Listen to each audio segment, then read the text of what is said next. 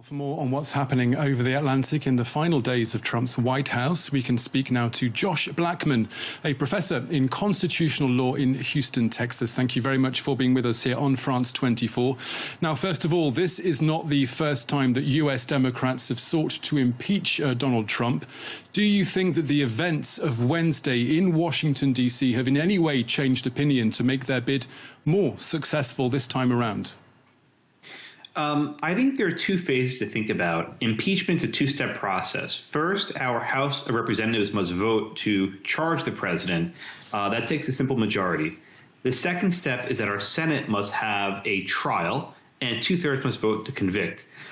It's possible the House might vote to approve charges against Trump the next 11 days or so. I think that's unlikely. I think it's impossible to have a trial, or at least a fair trial, in the next 10 days. So if anything, this would be a trial that perhaps stretches after the inauguration. And at that point, he's already out of office. So I think a lot of this is political, but there is, I think, a strong sense that Trump's behavior on January 6th crossed a line and might warrant further punishment from the Congress. Now, we're also hearing reports that Donald Trump may even pardon himself for his words and his actions on Wednesday. How historic or significant would that be, do you think? No one's ever tried it. In 225 odd years, we've had zero presidents who've pardoned themselves.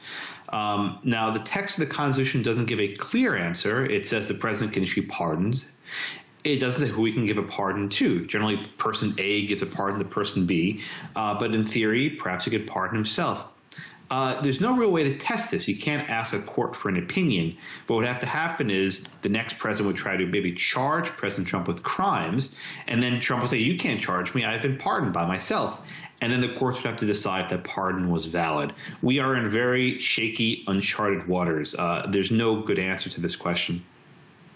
Now, we've also seen several members of the Trump camp resign following Wednesday's violence. Has the Republican Party finally turned against the president to some extent? And more importantly, just who is now in charge, with many speculating that Donald Trump is being kept out of the loop now?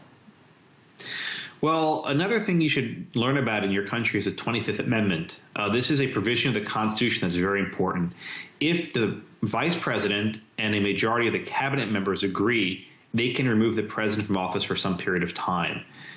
What I suspect happened is that there were some discussions of the 25th Amendment. Vice President Pence didn't want to go along.